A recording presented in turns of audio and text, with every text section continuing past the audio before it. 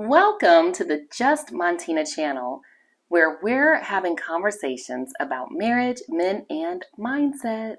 If you're a new viewer, subscribe. And if you're already subscribed, thank you. So let's talk. So in this video today, I want to talk to some of my married women and I want to talk to some of my young women.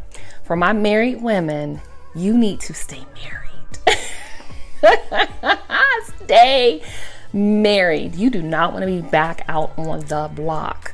Okay, if there's no adultery, addictions, or abuse, and let me tell you something, even with the adultery, go to some counseling, sis, because it's like the wild, wild west out here, and you don't want to be out here. So let me tell you why I'm saying this. And for my young women, you want to take heed because you want your first marriage to be your last marriage, okay? So I was having a conversation today with just kind of a associate, some business talk, and it was turning into like more personal. And when I mentioned I was getting married because it was relevant to the conversation, she's like, "Oh my goodness, sis, congratulations." And I keep thinking I want to be out on the block. And I'm like, well, not out on the block. She was like, I've been married for over 20 years and well, she'd been with her husband over 20 years and they've been married for a long time. And she was just saying how, she just really thought that she might want to get out here and explore her options. She was becoming attracted to older men. Just tell me all of these things. I'm listening intently. I said, "Listen, sis." I said, "I'm going to call you sis at this point. You do not want to be back out on this block. I don't care what it looks like online. I don't care about the attention you think you're getting from men. You better stay married. You have a good husband? Yeah, he's a good husband. He provides, he protects, he produces. Basically, he's a masculine energy man. He takes care of all the bills and you're living your best life." I said, "You come out here, you're competing with me and you're competing with the 20-year-olds and the 30-year-olds. She's in her 30s and she's sharp though. Don't get me wrong. She looks good. But I told her, even looking good, you still been in a relationship for 20 plus years. So I ran down some things that I shared with her that I'm like, I need to share with y'all because some of you all really think you got options. You're like, I'm just gonna get back out there and test the waters. The waters are rough, okay? I wondered why when I was on Match.com, my daughter put me on Match.com and really like 2019-ish, and I was just getting too many messages, went out on this. By the second date, this man was like, "What if I ask you to marry me?" And I'm like, "What the heck?" I got up off the app, right? I think that was even Tinder. And he was serious. Had been on his job like 30 years, really reputable guy, had one son, just he was a solid man. But I was like, oh my God, it was too much for me. When I got on Match in 2020, I was getting 100 messages a week. And I'm thinking, is there a shortage of women? Now, I didn't have no provocative. I have never in my life taken no booty pic. Okay, well, not publicly that I've shared, okay? But I don't have anything provocative online or things like that. I was getting a lot of messages and the men were really like what I'll just say high quality. I'm just going to use the term quality. These were retired military men, or these were men that had been on their jobs 20 years. They had intelligent conversations. I was just really impressed. When I met my Superman, we started talking on a Sunday. I told him I'd call him back. I didn't. Monday, he texts me in the morning. I'm like, okay. By midday, he texts me again. So I'm like, okay, I'm a Leo. I like attention. I still let me pay attention. We went on our first date on a Tuesday, that Tuesday. So Sunday we talked, Tuesday first date. And he actually met me at my son's high school basketball game. I kind of mentioned it. He's like, I'll meet you there, And he really likes basketball. He played in college and things like that. So when I arrived, he said, where do you want to eat? And I was like, I think there's a Burger King up the street. And he's like, Burger King? Yeah, because I don't want to be late for the game. I bought his ticket into the game. Okay, the rest is history.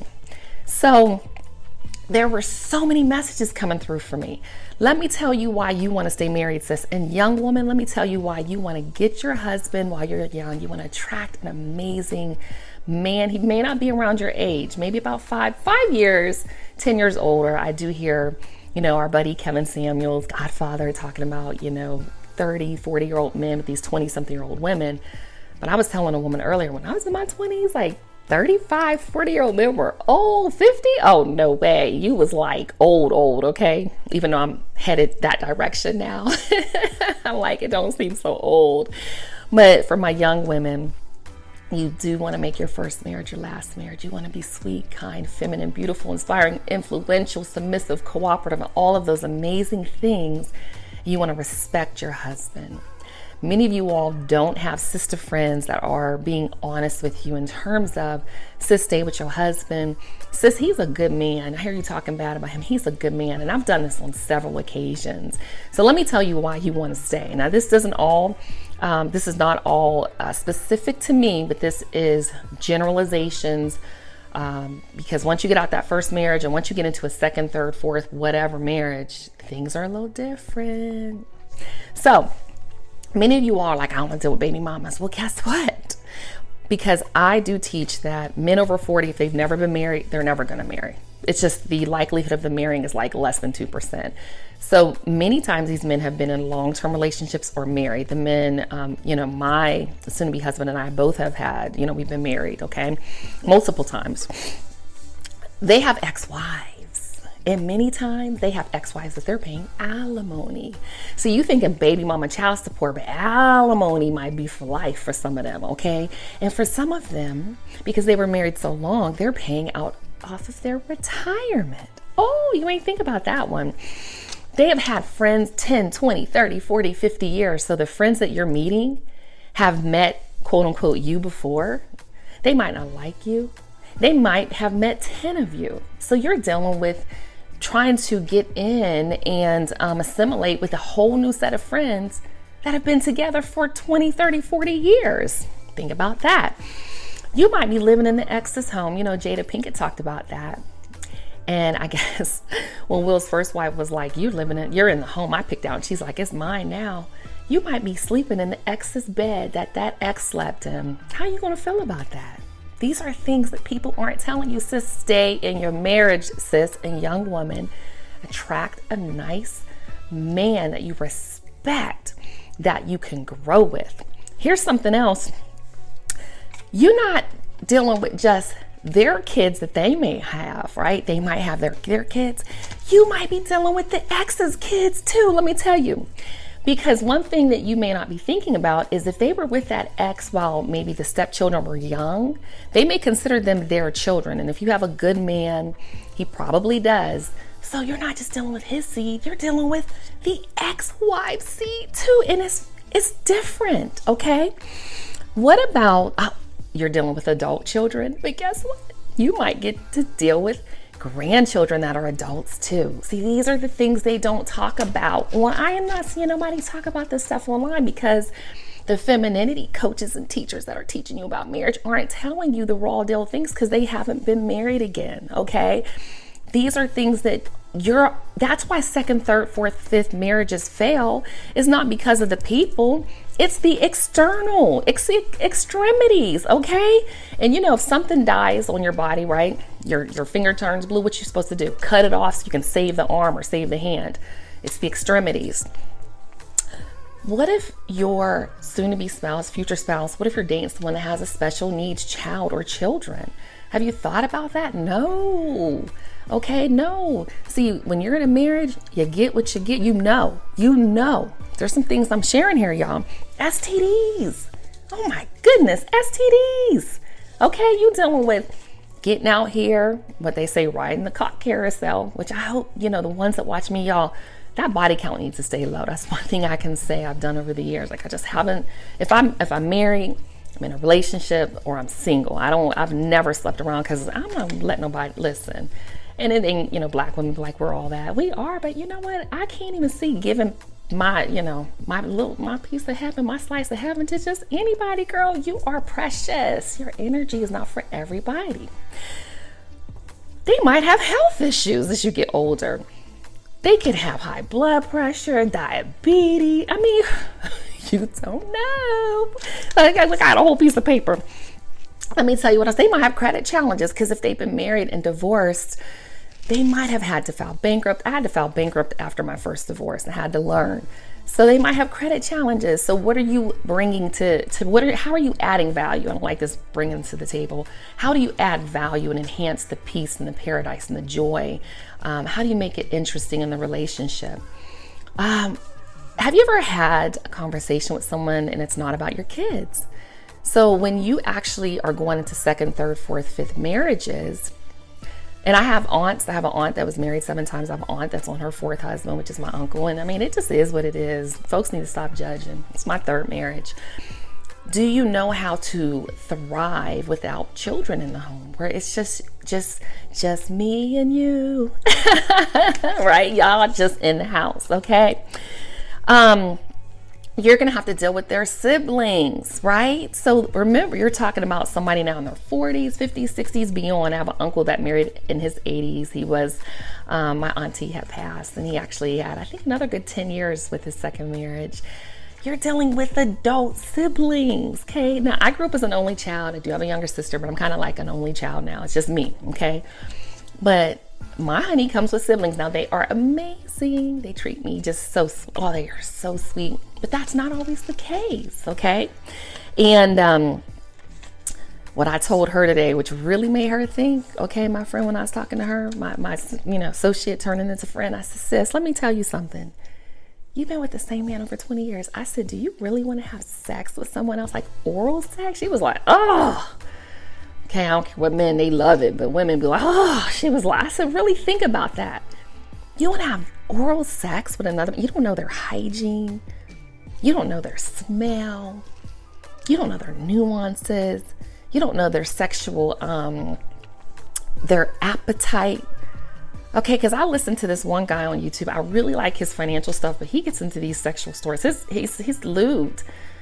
I was listening to a video yesterday, because it's more economic, but he shared something at the end about women coming to his home, taking off their clothes at the door, putting on some high heels because he knew their shoe size, and naked, and literally telling them, take my bleep out and suck it. I'm like, I think I have to really think, I'm not prude, but golly, I don't want to hear stuff like that. It's just, but these men, that's what they out here doing. Go look at Coach Greg's content. Y'all out here really thinking you got options playing. So my young women, use your uterus wisely. I tell people that and they always laugh. I think it's something I just made up, because I'd be like, I wish I would have used my uterus wisely. You need to marry before you carry, and use your uterus wisely. Stay married 2-3 years.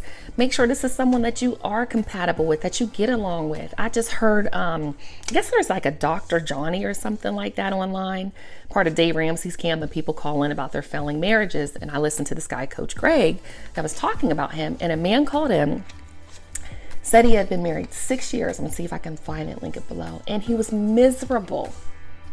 And she got pregnant after the 6th year. They even knew, like, man, we should have got this annulled. But they were engaged 3 years prior, so they were kind of getting on the man.